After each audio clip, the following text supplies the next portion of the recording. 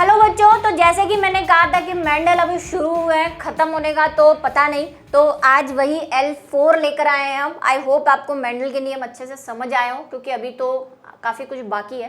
तो chapter flow जो है वो आपको पता ही है, यथावत है, जैसा था वैसा है, कुछ भी अभी तक चेंज नहीं हुआ है। और उसके बाद आज जो हम पढ़ने वाले हैं वो वंशागति के कुछ अन्य तरीके पढ़ने वाले हैं, और उसके बाद हम पढ़ेंगे अपूर्ण प्रभाविता, फिर सहप्रभाविता, और उसके बाद हम पढ़ेंगे प्रभावी और अप्रभावी लक्षणों में अंतर, कि क्या डिफरेंस है दोनों में। जैसे कि मैंने लास्ट वीडियो में कहा था कि हम एक टेबल के फॉर्म में इसको ले लेंगे। बाकी भी बहुत सारी चीजें हैं, जब हम इंपॉर्टेंट क्वेश्चंस करेंगे तो उनको भी लेते आएंगे। वंशागति के कुछ अन्य तरीके। अब क्या हुआ कि मेंडल ने जब अपने एक वंशागति का नियम दिया, जब सबने उनको मान लिया, तो जब हम प्रकृति में देखते हैं, जैसा कि पहले भी मेंडल का जो डाउट था कि मेंडल के या तो बहुत लंबे हो रहे थे या बहुत छोटे हो रहे थे, लेकिन प्रकृति में हर जगह आप देखेंगे तो ऐसा नहीं है। सारे इंसान या तो लंबे होते हैं या छोटे, ऐसा नहीं है, बीच का लेवल भी है। किसी की हाइट 7 है, किसी की 5 है, किसी की 6 है, किसी की 4.2 है। तो ये मिडिल वाली जो एज है, इसको समझने में मेंडल के नियम कहीं कहीं पे डगमगा गए थे। तो साइंटिस्ट ने ये कहा कि मेंडल हर जेनेटिक्स को फॉलो नहीं कर पा रहा है। हालांकि अभी भी मैं बोलूंगी 99%, ठीक है, मेंडल के लॉ सब जगह काम आते हैं, लेकिन जो 1% है, क्योंकि exceptions are the treasures of science, ठीक है, चाहे केमिस्ट्री पढ़ो, चाहे फिजिक्स पढ़ो, चाहे बायोलॉजी, अपवाद तो पढ़ने ही है, और अपवाद ही ज़्यादा पढ़ने हैं, क्योंकि क्वेश्चन उन्हीं पे आते हैं। तो ये भी उतने ही इंपॉर्टेंट टॉपिक है, तो वो पढ़ने वाले हैं हम कि मेंडल के जो नियम थे वो प्रकृति में देखने पर कहीं वेरिएशन मिले, और फिर स्टडी की गई तो हमारे पास दो चीज़ें आई। एक तो आया अपूर्ण प्रभाविता, जिसको हम पढ़ेंगे, वैसे उन्होंने ये कार्ल कॉरेंस ने इसकी डिस्कवरी की थी, और एक पढ़ेंगे सप्रभाविता। तो ये एक जीन वाले में थे, क्योंकि ये एक जीन से रिलेटेड है, यानी एकल संकरण से है, इसलिए हम इसको एक जीन के साथ पढ़ रहे हैं। अभी मेंडल का द्विसंकरण नहीं पढ़ रहे, क्योंकि सहप्रभाविता और अपूर्ण प्रभाविता एक जीन वाले हैं, एकल संकरण वाले, इसलिए इसको इसके साथ। और थोड़ा सा मैं एनसीईआरटी को फॉलो करने की कोशिश कर रही हूँ, ताकि बुक देख के आपका सर नहीं चकरा जाए कि मैम ने तो द्विसंकरण पढ़ाया था, बीच में तो सहप्रभाविता अप्रभाविता आ रहा है, और थोड़ा सा कॉन्सेप्ट भी क्लियर हो जाए। मेंडल ने वंशागति की व्याख्या स्वतंत्र विच्छिन्न कारकों के आधार पर की, जिन्हें आज हम जीन कहते हैं, ठीक है। ये बात मैंने आपको बता दी थी कि जीन उन्होंने नहीं कहा था, बाद में जब डिस्कवरी हुई तब पता चला कि ये जीन्स है। लेकिन वंशागति के सभी तरीके, यानी जो भी पैटर्न्स उन्होंने दिए थे, चाहे एक संकरण के या द्विसंकरण के, व्याख्या केवल मेंडल के मूल नियमों या सिद्धांतों के आधार पर नहीं की जा सकती, कुछ एक्सेप्शन भी है, और वही हमें पढ़ने हैं। और सबसे पहला है अपूर्ण प्रभाविता। अपूर्ण प्रभाविता जो है वो कार्ल कॉरेंस ने दी थी, इसको कहीं नोट कर ले, ठीक है। सबसे पहले इन्होंने दी थी। इन्होंने क्या, वही हम क्या बायोलॉजी वाले वेले होते हैं, हमें कुछ समझ तो आता नहीं, कहीं भी घूमने जाते, जैसे मेरा भी वेलापन ही है, मैं भी कहीं घूमने जाती हूँ ना, तो ऐसे ही ढूंढती रहती हूँ, पत्ती और फूल और पहाड़ और पत्थर, यही हमारा ध्यान यही होता है। तो जो बायोलॉजिस्ट होते हैं ना, उनका दिमाग वहीं चलता है कि क्या ढूंढ ले। तो इन्होंने क्या किया, इन्होंने एक प्लांट देखा जिसका नाम था मिराबिलस जलापा। ये कोई डिज्नी स्टोरी की प्रिंसेस का नाम नहीं है, पौधा है जिसका नाम मैंने पहले भी बताया, इसको 4 o'clock प्लांट भी कहते हैं। तो उसको देखा तो उन्होंने कहा कि उसमें 2 तरह के फ्लावर थे, एक तो था रेड और एक था व्हाइट। अब मेंडल के अनुसार रेड वाला जो है वो प्रभावी है, क्योंकि मैक्सिमम प्रकृति में कैसा मिलता है, रेड वाला मिराबिला से मिलता है। लेकिन कई ऐसे फ्लावर, जब उन्होंने वही मेंडल के नियम को फॉलो किया तो उन्होंने पाया कि अचानक से उसमें पिंक कलर के फ्लावर पैदा हो गए। तो उनकी सटक गई कि भाई मेंडल के प्रयोग के आधार पे फर्स्ट वाला जो है उसके हिसाब से तो क्या होने चाहिए थे, रेड फ्लावर होने चाहिए थे, और दूसरी वाली पीढ़ी में F2 पीढ़ी में क्या होने चाहिए थे, मिक्सचर होना चाहिए था, मतलब रेड और व्हाइट का कॉम्बिनेशन होना चाहिए था। लेकिन कहानी थोड़ी सी अलग थी, और ये अलग थी क्या, देखिए पढ़ें इसको। वह वंशागति, पहले तो अपूर्ण प्रभाविता की परिभाषा देख लेते हैं कैसे लिखना है। वह वंशागति जब एक विषम युग्मजी यानी कि अगर हम मटर की बात करें तो एक कैपिटल टी होगा और एक स्मॉल टी होगा, ठीक है। प्रभावी और अप्रभावी दोनों समयुग्मजी के बीच का इंटरमीडिएट फिनोटाइप प्रदर्शित करता है, अपूर्ण प्रभाविता कहलाती है। ठीक है, बात समझ में आई कि जनरली हमें क्या होना चाहिए था, जब विषम युग्मजी होता है तो प्रभावी वाला ही अपने आप को शो करता है, लंबा ही होना चाहिए, लेकिन ना तो ये लंबे निकले ना ही छोटे, कोई तीसरा ही कलर। जैसे वही टीचर वाला एग्जांपल देती हूँ, जब मैं क्लास में थी तो मैंने अपनी डोमिनेंसी दिखाई, जब मैं क्लास में नहीं थी तो आपने अपनी हाहुल्ला मचाई, डोमिनेंसी दिखाई। अब जरा सोचो कि आप भी क्लास में हो, मैं भी क्लास में हूँ, मैं चाहती हूँ कि मैं अपनी डोमिनेंसी दिखाऊं, आप चाहते हो आप आपकी डोमिनेंसी दिखाओ, इतने में आ गए प्रिंसिपल सर। अब किसकी चलेगी? प्रिंसिपल सर की, ऑब्वियसली। तो ना आपकी चली ना मेरी, कोई तीसरा ही मजे लेकर चला गया, तो इसको बोलते हैं अपूर्ण प्रभाविता। ठीक है, एग्जाम्पलों से समझो, सब याद रहेगा। मतलब दोनों ही अपूर्ण रहे, दोनों ही अपूर्ण, इनकम्प्लीट डोमिनेंसी, ना आपकी कंप्लीट हुई ना मेरी, अब तीसरा ही कोई डोमिनेंसी दिखाकर चला गया, तो इसको बोलते हैं अपूर्ण प्रभाविता। ठीक है, और किसमें? होमो, दोनों कैसे होने चाहिए? विषम, ये जरा ध्यान रखें, अब शायद 10th में आपने ये वर्ड इंक्लूड ना किया हो, लेकिन विषम युग्मजी वर्ड इसको जरूर डालें, क्योंकि भाई समयुग्मजी में तो लंबा ही होगा और ये समयुग्मजी में तो बोना ही होगा। बात सिर्फ विषम युग्मजी की है कि प्रभावी भी है वहां पे, अप्रभावी भी है, लेकिन अप्रभावी तो वैसे ही प्रदर्शित नहीं होना है, लेकिन प्रभावी वाला भी अपना गुण प्रदर्शित नहीं कर पा रहा, क्योंकि प्रिंसिपल सर आ गए, मैम भी अपनी डोमिनेंसी नहीं दिखा पा रही है उनके डर की वजह से। ठीक है, चलिए, तो अपूर्ण प्रभाविता की खोज जो है 1903 में कार्ल कॉरेंस ने की थी, इनको याद रखें, ने की थी। यह मेंडल के नियमों का अपवाद भी है, मैंने कहा था एक्सेप्शन, इसको भी ध्यान रखें। कई बार क्वेश्चन ऐसे पूछ लिए जाते हैं, मेंडल के नियम के अपवादों को समझाइए। ठीक है, अंत मेंडल का अपूर्ण प्रभाविता का नियम सदैव सही नहीं होता। उदाहरण गुलाबास, जिसको मैंने कहा मिराबिलस जलापा, जिसका साइंटिफिक नेम है ये मिराबिलस जलापा, और जनरली इसको गुलबास भी कहते हैं, और एक और नाम इंग्लिश नेम जो मैंने आपको बताया, इसे 4 o'clock प्लांट भी कहते हैं।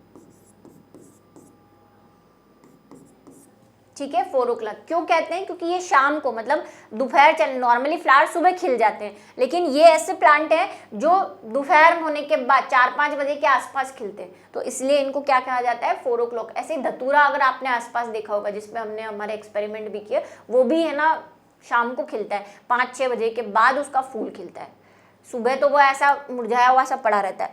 ठीक है, तो इसीलिए इनको 4 o'clock प्लांट कहते हैं, इनको मतलब मिराबिलस को कहते हैं, धतूरे को नहीं।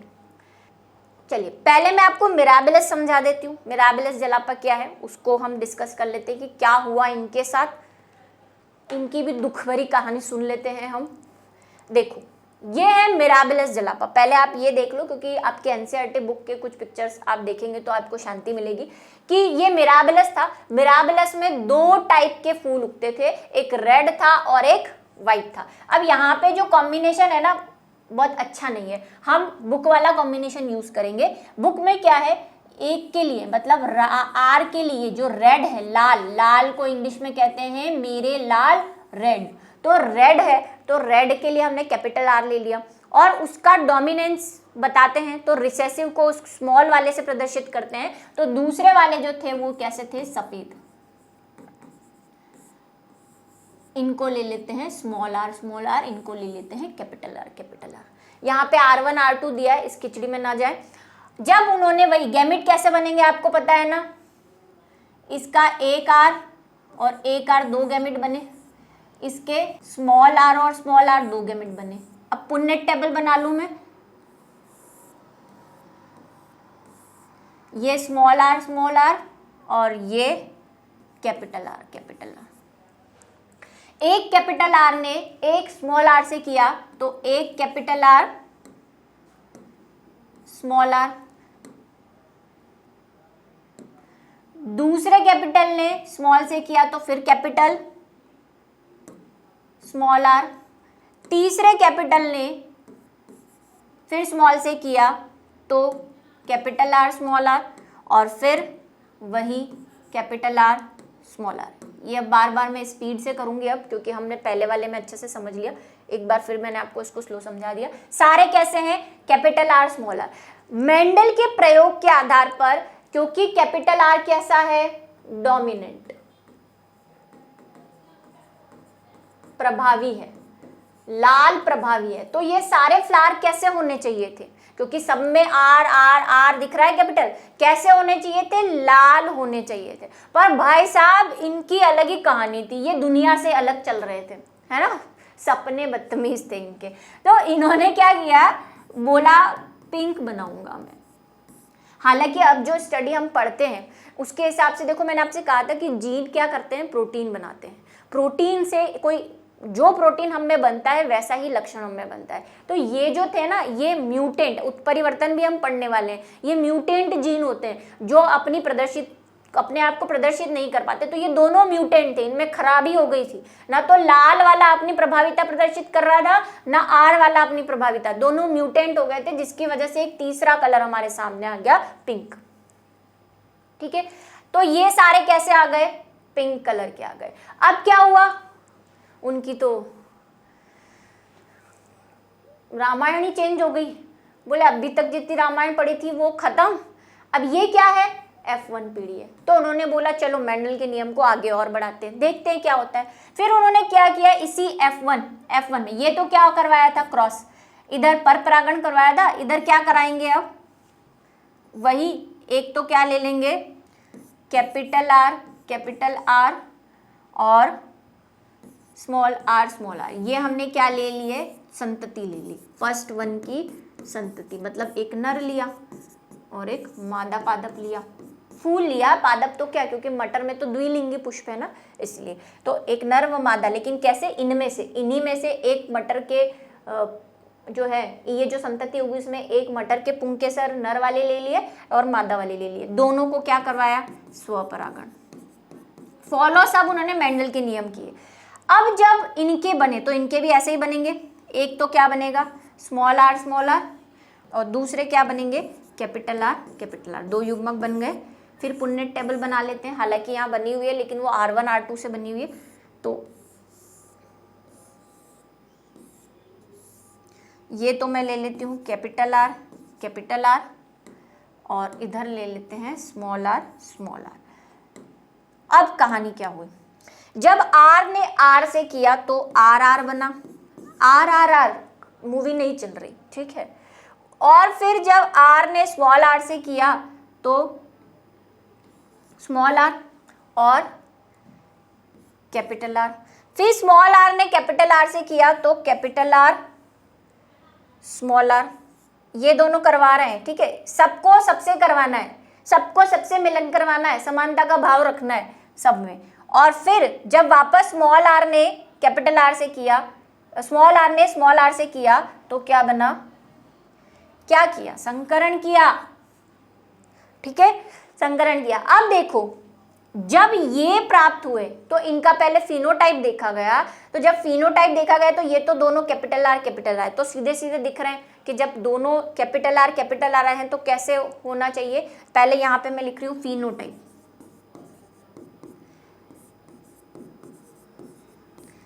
कैपिटल आर कैसे थे, लाल, ये दोनों मिक्सचर है ना, R capital R small R capital R small R, और कैपिटल आर स्मॉल आर क्या प्रदर्शित कर रहे हैं, पिंक।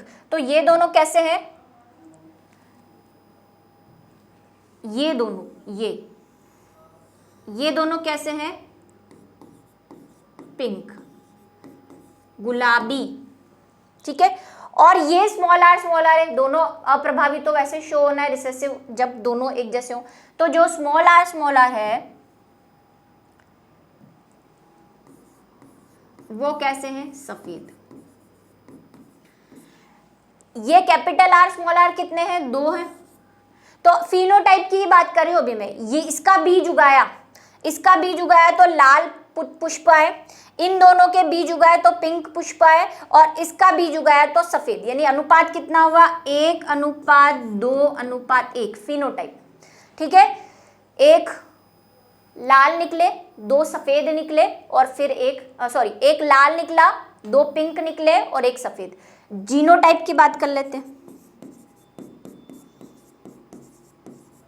भाई फिनोटाइप मेंडल के नियम से चेंज हो गया है। मेंडल के नियम में फिनोटाइप क्या था दूसरी वाली पीढ़ी में 3:1, यहाँ पे नहीं है, तो एक कहानी तो इधर खत्म हो गई।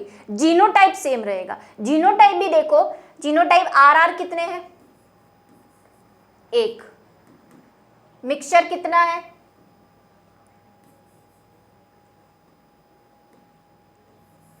2, और स्मॉल r कितने हैं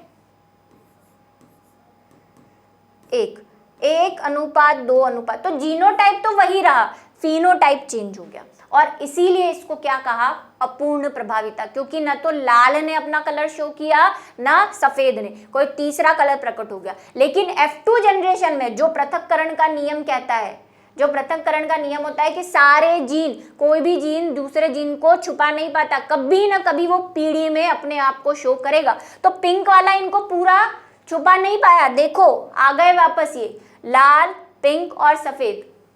ठीक है, वो मूवीज बनती है ना, रेबल रिटर्न है ना, टाइगर रिटर्न, सारे रिटर्न बनते हैं, तो ये भी रिटर्न है। इनको भी पुरानी आदत है सीक्वल्स बनाने की, तो ये फिर रिटर्न हो गए। ठीक है, तो प्रभाविता की नियम के तो एक्सेप्शन है, लेकिन देखो वो वाला नियम जो पृथक्करण का नियम है वो अभी भी वही फॉलो कर रहा है। पृथक हुए ये और अपने आप को शो कर रहे हैं आगे जाके। तो इसका रेशो ध्यान रखेंगे, इसके फिनोटिपिक रेशो भी 1:2:1 है और जीनोटिपिक रेशो भी 1:2:1 है। इसके और एग्जाम्पल है, हालांकि बुक में सिर्फ मिराबिलस जलापा दे रखा है, लेकिन मैं आपको एक और एग्जाम्पल बताती हूँ। ये है एंडा लुइस फाउल। अब प्रॉब्लम थोड़ी सी ये है कि इसका हिंदी हमें नहीं आता है ना। हिंदी हम ऐसा लिख सकते हैं कि एक तरह का मुर्गा है यार, ठीक है, क्योंकि इसका साइंटिफिक नेम ही एंडोलस फाउल है, मुझे इतना ही ध्यान है, थोड़ा सा माफ कर दें। ये जो मुर्गा था, अब इसमें क्या हुआ वही कहानी। इसमें देखो यहाँ पे CB लिख रखा है, हम BB करेंगे। ब्लैक चिकन, जो ब्लैक मुर्गा था, और दूसरे टाइप का मुर्गा मुर्गी है ना, मुर्गा मुर्गी, मुर्गा मुर्गा नहीं, बोले मुर्गा मुर्गा में जनन करवा दिया मैम ने। तो BB और ये कैसे थे, ब्लैक कलर के होते थे, और ये कैसे थे, वाइट कलर के। अब ऐसे ये मुर्गा और ये मुर्गी, चाहे ये मुर्गा ये मुर्गी कैसे भी लो, क्योंकि भाई ये जो ब्लैक वाले थे उसमें भी नर व मादा दोनों थे, और जो व्हाइट वाले थे उसमें भी नर व मादा होते हैं। ऐसे सब में होगा, सब में नर व मादा होंगे, हम हमारे हिसाब से चयन करते हैं। तो इसके कितने बने, वही युग्मक बना लो, B इधर स्मॉल b। अब बहुत जल्दी जल्दी कर रही हूं मैं, ठीक है। तो क्या बना, कैपिटल D, कैपिटल D, फिर capital B small b, capital B small b। बनना क्या चाहिए था प्रभाविता के नियम से कि ये कैसे होना चाहिए था, सारे ब्लैक, क्योंकि ब्लैक क्या है, प्रभावी है, लेकिन बने कैसे, ये ब्लू। आज ब्लू है, पानी पानी, तो आज मुर्गा है ब्लू, ये सारे ब्लू बन गए। ये देखो ब्लैक व्हाइट क्रॉस करवाया, ब्लू मुर्गा बन गया। फिर इसकी F1 पीढ़ी में, जब इसकी F1 पीढ़ी में फिर से स्वपरागण करवाया, मतलब ऐसो कैसा एक और मुर्गा ले लिया हमने, कुड़ुकू, ठीक है, F1 पीढ़ी में क्रॉस करवाया, तो जब जो मुर्गे प्राप्त हुए वो वही रेशो 1:2:1, एक काला, एक ब्लू और एक धोरा, मतलब सफेद, ठीक है। ये आ गया कॉम्बिनेशन से मिराबिलस जैसा ही है, बस आप एग्जाम्पल याद रखें। कई बार क्या है कंपटीशन एग्जाम में, क्योंकि वही घिसी पिटी कहानी तो हर बुक में लिखी हुई है और हमें बचपन से वही याद है, मिराबिलस, जलापार, ये फलानार, मटर से आगे बढ़े ही नहीं हम कभी, तो इनको भी याद रखें, ठीक है। अब इसमें देखो C करके दे रखा है, C पे B, यहाँ पे C पे W, W, लेकिन वो W भी लेंगे ना तो आपको यहाँ पे गड़बड़ हो जाएगी। और ऐसे ही नेट में पूछते हैं, ये सिंबल ही चेंज कर देते हैं, हमें इन सिंबल से करने की आदत ही नहीं है। हम तो एक कैपिटल ले लेते हैं, एक स्मॉल ले लेते हैं, ताकि नीचे जाके आसानी हो जाए। यहाँ पे कहानी पलट जाती है। अब यहाँ पे देखो दोनों BB है तो ब्लैक है, यहाँ पे एक ब्लैक है और एक व्हाइट है, मतलब दोनों अपने आप को शो नहीं कर रहे हैं, और ये कौन सा निकल रहा है, ब्लू निकल रहा है, क्योंकि W और B को देखोगे तो फिर कंफ्यूज हो जाओगे, ठीक है। चलिए, तो ये वाला आप ऐसे ही करें इसको, ठीक है, फिर क्या कर देंगे, वही इन दोनों में क्रॉस करवा देंगे, तो क्या बनेगा, एक तो कैपिटल डी, दो कैपिटल बी स्मॉल बी और एक स्मॉल बी। ये मैंने आपके लिए थोड़ा सा शॉर्ट कर दिया। फिनोटाइप भी यही रहेगा, जीनोटाइप भी यही रहेगा। तो एक एग्जांपल ये, एक और जो फ्लावर का भी है, ये है आपके स्नैप ड्रैगन। इसका साइंटिफिक नेम याद रख लें, ठीक है, इसका साइंटिफिक नेम है एंटेरेनियम।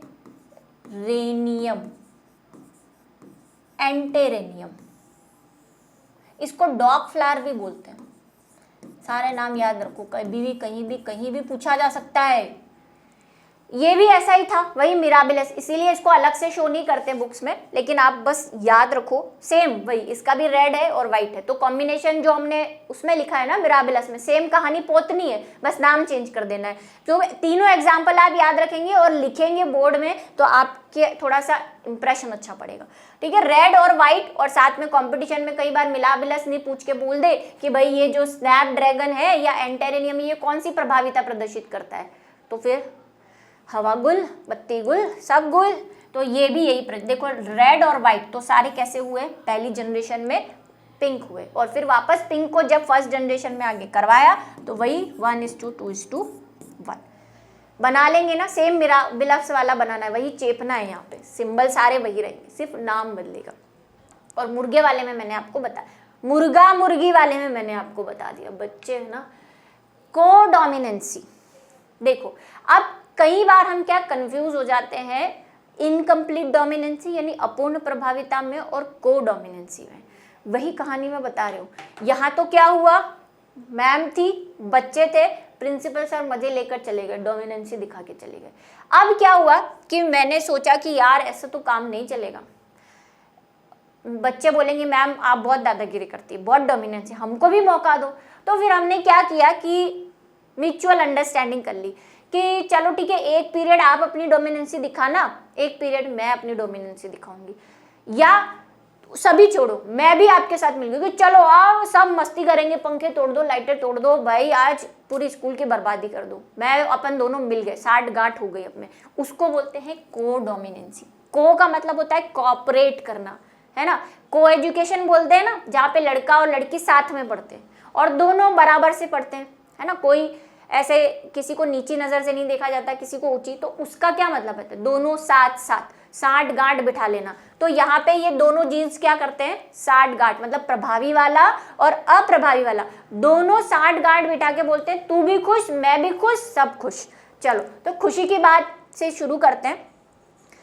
सहप्रभाविता क्या है? सहप्रभाविता ऐसी स्थिति है जिसमें किसी विषम युग्मजी, वहां पे भी विषम युग्मजी लिखना था, यहाँ पे भी विषम युग्मजी लिखना है, विषम युग्मजी की ही बातें कर रहे हैं हम सारी, ठीक है। तो विषम युग्मजी की यानी हेटेरोजाइगस, बात बता दी ना, अगर उसके उधर से समझो तो ऐसा, एक प्रभावी होगा और एक अप्रभावी, दोनों एलील पूर्णतः अभिव्यक्त होते हैं। वहां पे सिर्फ ना, वहां पे क्या हो रहा था, प्रभावी वाला अपना प्रभाव शो नहीं कर रहा था, अप्रभाव वाला भी अपना प्रभाव शो नहीं कर रहा था, कोई तीसरा कर रहा था। यहाँ पे दोनों करते हैं, को है, को डोमिनेंसी। अतः F1 सह से भी समझ सकते हैं, सहयोग करना, मतलब दोनों एक दूसरे को क्या कर रहे हैं, सहयोग कर रहे हैं, है ना, पार्टनरशिप कर रहे हैं। F1 संतति में दोनों जनकों में समानता दिखाई देती है, मतलब दोनों के लक्षण प्रदर्शित होते हैं। जैसे मनुष्य में ABO, इसको समझेंगे, लेकिन पहले वाला एग्जाम्पल जो थोड़ा सिंपल वाला है उससे समझाऊंगी, फिर ABO की तरफ जाऊंगी, क्योंकि ABO पे क्वेश्चन आते हैं। लेकिन पहले इसको समझो तो ABO अच्छे से कर पाओगे। देखो क्या हुआ कि गाय का जो फर होता है ना, कलर वाइट होती है गाय, भूरी होती है, काली होती है ना, बैंगनी होती है क्या? नहीं मैम बैंगनी नहीं देखी। हाँ, फिर वो नील गाय क्या होती है? नील गाय काली होती है। अच्छा, ऐसी नीली तो नहीं होती ना, ठीक है, चलो मुझे पता नहीं था, सब पता है मैडम को। चलो, कोडोमिनेंसी इन कैटल, क्या कोडोमिनेंसी कि इनके जो फर का कलर था, एक हमारे पास थी, बहुत पुरानी बात है, एक समय की बात है, एक गाय थी जिसका कलर यहाँ पे भूरी है, मैं काली ले रही हूँ क्योंकि भूरी वाली गाय हमारे यहाँ ऐसी नहीं दिखेगी, आपको काली वाली दिखेगी। एक समय की बात है, एक गाय थी जिसका कलर काला था, ब्लैक। ये बैल होगा, इसको नर की तरह ले लेते हैं, बैल। और ये मादा थी जिसका कलर सफेद था, वाइट। देखो 2 एग्जाम्पल समझ लोगे, भूरे वाले में भी यही है, काले की जगह भूरा ले लेना है, ठीक है। दोनों में जब हमने वही मेंडल का नियम करा और क्रॉस करवाया, तो जो गाय पैदा हुई वो कैसी होगी, कुछ ऐसा कॉम्बिनेशन आएगा। सभी चारों के चारों कैसे बनेंगे, ऐसे बनेंगे ना, पुन्नेट। फिर से बता दूं, देखो मेहनत से तो मुझे डर नहीं लगता, आपको समझ आ जाना चाहिए सिर्फ। ये W, ये कैपिटल W, ये स्मॉल w, ये स्मॉल w, सेम बनेगा। एक कैपिटल W, स्मॉल w, एक कैपिटल W, स्मॉल w, है ना। एक कैपिटल W से स्मॉल w को करवाया, एक कैपिटल W से स्मॉल w को करवाया, फिर वही चीज़ capital W, small w, capital W। Maths वाले चीज़ें आ रही हैं थोड़ी सी, एक फॉर्मूला भी बताना है मुझे, ठीक है। तो ये जो है ये ऐसा आए होंगे सारे चारों के चारों। मेंडल के नियम के अनुसार वही क्या होना चाहिए था, सारे के सारे कैसे होनी चाहिए थी, गायों का जो कलर है, जो फर का कलर है, इसको क्या बोलते हैं, coat colour in cattles. Cattle मतलब पशु, सारे पशु, हम सिर्फ गाय ले रहे हैं, आप किसी भी बकरी बैल किसी की भी बात कर रहे हो, भैंस की, भैंस तो काली होती है, तो उसमें सबकी बात कर रहे हैं, ठीक है। तो ये सारे मेंडल के अकॉर्डिंगली कैसे होने चाहिए थे, ब्लैक, लेकिन ये ब्लैक नहीं थे, ऐसी गाय बन गई।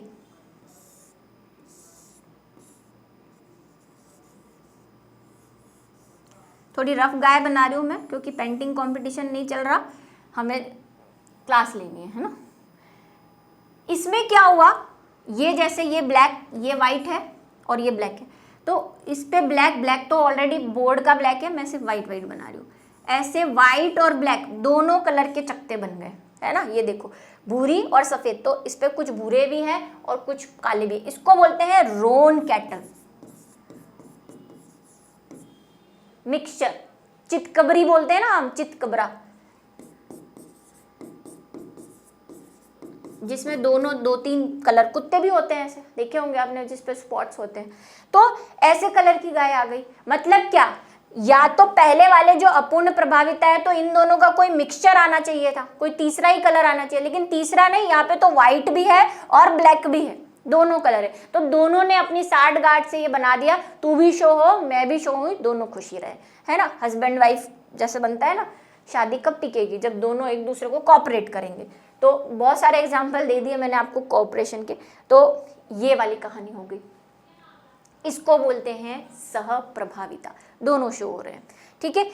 अब एक चीज जो मुझे बतानी है, उससे पहले मैं एबीओ ब्लड ग्रुप शुरू करूं, उससे पहले मुझे एक चीज बतानी है कि मेंडल ने क्या किया, एक फॉर्मूला दिया था, उसको वो क्यों पढ़ रहे हैं हम, मैथ्स पे जा रहे हैं हम थोड़ा सा, क्योंकि बुक में लिखा हुआ है, एनसीईआरटी बुक में, हालांकि वो ऐसे ही हो जाता है, लेकिन मेंडल ने कहा कि आप एक फॉर्मूले से अपने जीनोटाइप पता कर सकते हैं। अगर पुन्नेट चार्ट नहीं है आपके पास, तो आप क्या कर सकते हैं, जो F2 पीढ़ी से जो नई जनरेशन बन रही है, F3 बन रही है, उसके कैसे पता कर सकते हैं, इस फॉर्मूले से, कि अगर आपके पास आधे जो है वो प्रभावी लक्षण है और अगर आपके पास आधे अप्रभावी लक्षण है, मतलब कैपिटल T और स्मॉल t आधे आधे हैं, जो कि फर्स्ट F1 पीढ़ी में आते हैं, ठीक है। F1 पीढ़ी में हम क्या लेते हैं, कैपिटल T स्मॉल t यहाँ लेते हैं, कैपिटल T स्मॉल t यहाँ लेते हैं, या ठीक है। तो उसका अगर हम स्क्वायर करें, तो मैथ्स का एक फॉर्मूला अगर आपने पढ़ा हो, a + b का होल स्क्वायर। मैडम मैथ्स ले हम बड़ी मुश्किल से तो पीछा छुटाया था, फिर ले गई। बायो में भी मैथ्स आती है, बस स्टैटिक्स जब चालू होगी ना तब आती है, अभी नहीं आती। ये तो थोड़ा सिंपल सा फॉर्मूला है। क्या, कैसे खुलता है ये, a² + 2ab + b², ऐसे खुलता है। हाँ याद तो आ रहा है मैम, कहीं पढ़ा था, मुझे भी याद आ रहा है। तो ये इसको खोलो, ये खुलेगा a का होल स्क्वायर, तो a हमारा ये है, इसका स्क्वायर करना है, तो 2 का स्क्वायर क्या होता है भाई, 4। अब मैं डायरेक्ट करूंगी, 2 का स्क्वायर 4 और t का स्क्वायर मतलब t2, 2 t हो जाएंगे, तो मैं यहाँ 2t लिख देती हूँ। फिर 2ab, तो 2 ए क्या है हमारा, ये, बी क्या है हमारा, ये। फॉर्मूला वो चल रहा है, ए का square plus 2ab plus B का स्क्वायर, बी क्या है 1/2, 2 का स्क्वायर क्या हो गया वापस से 4। हाँ मैम 4, सही कहा आपने, आपकी मैथ अच्छी है। 4 और टी को स्क्वायर कर सकती थी, लेकिन मुझे डबल टी बताना है क्योंकि हम मेंडल के अकॉर्डिंगली पढ़ रहे हैं। ये फॉर्मूला आपकी बुक में भी लिखा हुआ है और इसी से उन्होंने जीनोटाइप पता किए थे। अब देखो ये 2 से ये 2 कट गया, क्या बचा 1/4 डबल टी प्लस 1/2 एक कैपिटल टी और एक small T plus 1/4 capital T small T. अब इसके आगे की मल्टीप्लाई लगा दिया, प्लस कर देना इसको, ठीक है। अब इसको जब हम मैथ्स में ऐसी चीज आती है, ऐसी चीज मतलब अब मैं देखो कैपिटल टी को अलग कर दे रही हूं, इधर मैं इसको अलग कर दे रही हूं और इधर मैं इसको अलग कर, इन दोनों को तीनों को छुपा लो तो हमारे पास क्या है 1/4 प्लस 1/2 प्लस 1/4। ये इसको कैसे सॉल्व करते हैं मैथ्स में, पहले नीचे एलसीएम निकालते हैं, एलसीएम निकाल के फिर करते हैं। तो इसका एलसीएम क्या हुआ, क्या हुआ इसका एलसीएम भाई एलसीएम क्या हुआ भाई, एलसीएम 4, एलसीएम निकालना तो आता है ना, 4 2 4, ठीक है, ऐसे निकालते हैं एलसीएम, लघुत्तम समापवर्ती, हिंदी बोल देती हूँ। तो 4 को 4 से किया तो 1, ऊपर जो होता है वो 1 से मल्टीप्लाई, हालांकि मैं मैथ्स पढ़ा रही हूँ लेकिन मैं बता रही हूँ आपको कि 4 को 1 से हम डिवाइड करते हैं, 4 के पढ़े में 4 एक बार आता है, फिर उस 1 को ऊपर से मल्टीप्लाई कर देते हैं। 2 के पढ़े में 4 2 बार आता है, उस 2 को ऊपर से मल्टीप्लाई कर देंगे तो 2 × 1 1, ठीक है। 4 को 4 की टेबल में 4 एक बार आता है, 1 को ऊपर वाले 1 से मल्टीप्लाई करेंगे तो 1, और नीचे वाले को फिर हम क्या कर देते हैं, हटा देते हैं जब हमारा ये काम हो जाता है। तो ये क्या अनुपात आया है भाई, 1:2:1। क्या ये वो अनुपात नहीं है जो मेंडल के जीनोटाइप में आ रहा है, F2 F3 पीढ़ी में, F2 में जब करवाते हैं तो F3 में यही जीनोटाइप आता है, फिनोटाइप तो 3:1 आता है, वो तो दिख रहा होता है। जीनोटाइप ऐसे भी पता कर सकते हैं क्योंकि वो मैथमेटिशियन थे ना, उन्होंने ऐसे एक एक पुन्नेट तो बनाया था, फिर उन्होंने एक फॉर्मूला भी निकाल दिया कि भाई इसको यूज करो, मैथ्स किस दिन काम आएगी मेरी। तो ये फॉर्मूला आप ध्यान रखें, हो सकता है कोई क्वेश्चन आ जाए जिसमें आपको बोल दे कि आधे ये हैं आधे ये हैं, तो इसके जीनोटाइप का रेशो बताओ, तो ये रहा इसका जीनोटाइप का रेशो। कहानी पूरी फिल्मी है, कहानी में पूरी बायो है प्लस मैथ्स भी है। चलिए तो अभी मैं ABO पे आ जाती हूँ क्योंकि सहप्रभाविता पढ़ रहे हैं। तो मानव में आपके ब्लड ग्रुप होते हैं, एक A होता है, एक B होता है, एक AB होता है और एक O होता है। इनको 3 तरह के जीन्स जो है वो कंट्रोल करते हैं।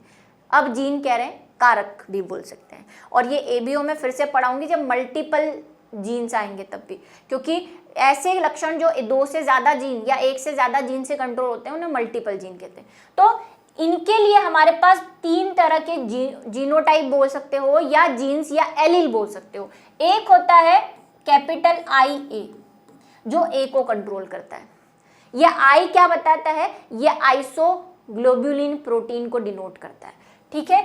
एक होता है IB और एक होता है, क्योंकि हम सिंबल फॉर्म में लिखते हैं, और एक होता है स्मॉल I। ये 3 तरह के जीन जो है हमारे मानवों में ब्लड को कंट्रोल करते हैं। अब कहानी सुनना कि ये IA IB क्यों है। तो ये IA प्रोटीन अगर हमें बन रहा है, मैंने आपसे कहा जीन प्रोटीन बनाते हैं, इस बात को पूरी तरह से क्लियर कर लो, और लक्षण बनाते हैं। ये IA प्रोटीन बन रहा है तो हमारी जो ब्लड सेल्स हैं, ब्लड की सेल्स पता है ना कैसी होती है, RBC ऐसी, और बना देती हूँ,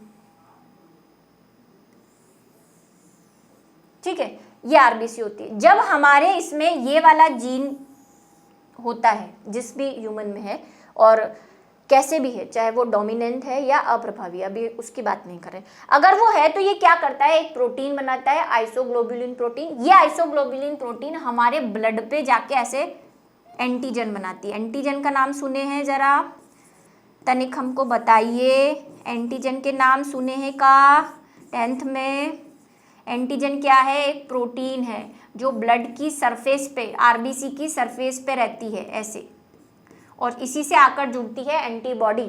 ठीक है, तो इसको क्या कह देते हैं? अगर ये आरबीसी पे ये वाली प्रोटीन है, इम्यूनोग्लोबुलिन ए प्रोटीन है, तो उसे हम बोल देते हैं कि ये ब्लड कैसा है? ए ब्लड ग्रुप है, ए ग्रुप। कहानी समझ लो।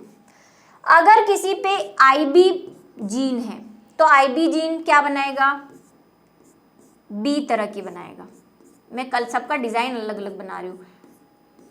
अब इस पे ये एंटीजन बन रहा है, एंटीजन बन रहा है तो ये कौन सा है? ये बी ग्रुप है, क्योंकि इस पे आईबी बन रहा है, बी वाली इम्यूनोग्लोबुलिन बन रही है। तीसरी कंडीशन क्या? कि अगर ये वाला जीन है, कौन सा? आई, तो ये बना रहा है कुछ नहीं, नील बट्टे सन्नाटा। सिर्फ ए प्रोटीन बनाता है एंटीजन वाली, बी प्रोटीन बनाता है। अगर आपको थोड़ा सा याद हो कि ओ किसी भी टाइप की एंटीजन नहीं बनाता, इसकी ब्लड हमेशा सपाट रहती है, कुछ भी नहीं है इसकी आरबीसी पे, तो ये होते हैं ओ ग्रुप। इसकी सरफेस पे कोई प्रोटीन नहीं रहती, इसलिए इनको बोलते हैं ओ रुधिर समूह। ये 3 ब्लड ग्रुप इंसानों में होते हैं। कंट्रोल इनको कौन करता है? IA, IB और IA। लेकिन हम में 3 जीन होते हुए भी 4 प्रकार के ब्लड ग्रुप होते हैं। कैसे? अगर हम में IA, क्योंकि मैंने कहा जीन 2 होंगे ना, 2 की फॉर्म में रहते हैं। अगर IA है तो ऑब्वियसली हमारा ब्लड ग्रुप कैसा होगा? ए होगा। दूसरी कंडीशन, अगर IA और स्मॉल आई भी है तो स्मॉल आई रिसेसिव होता है, क्योंकि वो तो कोई प्रोटीन बनाता ही नहीं है ना, वो तो ब्लड पे कोई प्रोटीन बनाता ही नहीं, सिर्फ ए बनाता, तो ए वाला अपना काम कर लेगा, एंटीजन बना लेगा। इसका मतलब कौन सी ब्लड ग्रुप हो गया? वो ए ब्लड ग्रुप। या इस तरह से समझ सकते हैं कि आई जो है वो रिसेसिव है। वो रिसेसिव है मतलब वो कैसा है? अप्रभावी है, और वो तभी प्रदर्शित होगा जब दोनों जगह आई होंगे। ठीक है, ए आते ही उसकी कहानी खत्म। तो ये दोनों कंडीशन में ब्लड ग्रुप कैसा होता है? ए। बी भी ऐसा ही, अगर या तो आईबी हो या दोनों जगह आईबी हो, दोनों जीन्स पे, एलील पे, या एक जगह आईबी और एक जगह आई हो, क्योंकि बी भी अपना प्रोटीन बना लेगा, आई बनाएगा ही नहीं, तो बी ब्लड ग्रुप। लेकिन ए बी की क्या कंडीशन है कि अगर IA और IB दोनों आ गए, अगर IA और IB दोनों आ गए तो ब्लड की क्या हालत है? आरबीसी की, आरबीसी पे अब A भी बनाएगा,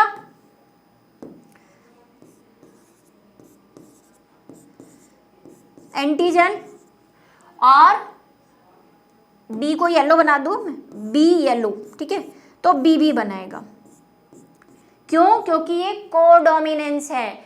सहप्रभाविता के लक्षण में एग्जाम्पल में पढ़ रहे हैं हम। देखो यहाँ पे इसने भी अपना प्रोटीन बनाया, इसने भी अपना प्रोटीन, दोनों प्रोटीन, इसीलिए बोलते हैं ए बी ब्लड ग्रुप में दोनों एंटीजन है। वो कहानी जो रटी रटाई है ना, उसका प्रैक्टिकल एग्जाम्पल दे रही हूँ मैं आपको कि क्यों दोनों में एंटीजन ए बी है, इसमें एंटीजन ए है, इसमें एंटीजन बी है। ये प्रोटीन बनती है ब्लड पे, सरफेस पे। तो देखो दोनों बना रहे हैं, ए ने बी को नहीं दबाया, बी ने ए को नहीं दबाया, दोनों साथ साथ खुश, तू भी प्रोटीन बना, मैं भी प्रोटीन बनाते हैं, एक नया ब्लड ग्रुप निकालते हैं, और वो है IA और IB। जब आएगा तो क्या बनेगा?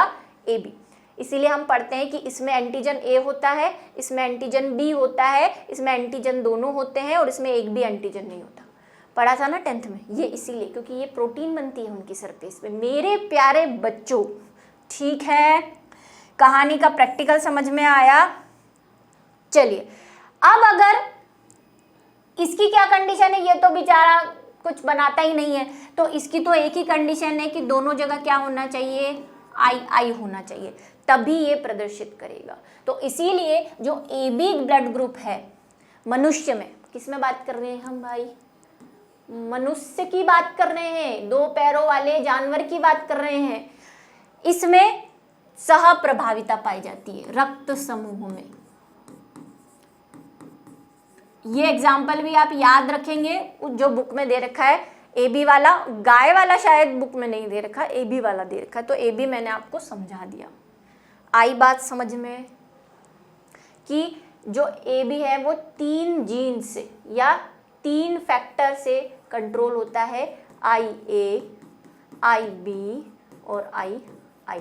और कितने ब्लड ग्रुप बनाता है? 1 2 3 4। इसको हम मल्टीपल जीन में भी पढ़ेंगे, क्योंकि देखो एक लक्षण 3 जीन से कंट्रोल हो रहा है, 3 जीन है इसके पास, ठीक है। और ट्रेट्स कितने हैं? ट्रेट्स 4 हैं। ये ट्रेट है, लक्षण ब्लड का एंटीजन, ट्रेट 4 और एलील 3 एलील है इसके पास। आ गई बात समझ में? चलो अब अप्रभाविता और प्रभाविता में लक्षण देख लेते हैं। 2 एग्जाम्पल, उसके तो 3, इसके 2 बता दिए। प्रभाविता तथा अप्रभाविता लक्षणों में क्या अंतर है? प्रभावी लक्षण यानी डोमिनेंट और रिसेसिव, ये विषम युग्मजीय अवस्था में भी अपने आप को प्रदर्शित करेंगे। मतलब अगर कैपिटल टी और स्मॉल टी है तब भी कैपिटल टी कहाँ रहेगा? प्रभावी रहेगा, डोमिनेंट रहेगा। कब? जब मेंडल के नियम फॉलो करेंगे। अपवाद तो चल ही रहा है। ये विषम युग्मजीय अवस्था में अपने आप को प्रकट नहीं करते। अगर कैपिटल टी स्मॉल टी है तो ये वाला अपने आप को प्रदर्शित नहीं करेगा, क्योंकि ये अप्रभावी है यानी रिसेसिव है, ठीक है। सम युग्मजीय की और विषम युग्मजीय दोनों अवस्थाओं में स्वयं को प्रकट कर सकते हैं। या तो सम युग्मजीय हो तब भी प्रदर्शित, मतलब कैपिटल टी होगा तब भी प्रदर्शित करेगा, स्मॉल टी कैपिटल टी होगा तब भी प्रदर्शित करेगा। ये केवल सम युग्मजीय, मतलब टी और टी होंगे तभी स्वयं को प्रकट करेंगे। उदाहरण के लिए मटर के पौधे का बोनापन और इधर मटर के पौधे का लंबापन। बाकी आप और भी एग्जाम्पल ले सकते हैं, जरूरी नहीं वही मैंने कहा, वही घिसी पिटी सी कहानी, मटर मटर करते रहते हैं दिन भर। चलिए, तो देखा आपने, ये फॉर्मूला ध्यान में रखें और बाकी की कहानी भी ध्यान में रखें। इसी के साथ जो मेंडल के अपवाद थे फर्स्ट लॉ के, है ना, फर्स्ट और सेकंड लॉ के, वैसे तो फर्स्ट लॉ का है, सेकंड लॉ तो हमेशा चलता रहेगा, तो वो आपके सामने आज शो हुए। आई होप आपको समझ आएंगे और बने रहिए हमारे साथ, क्योंकि कहानी अभी बाकी है।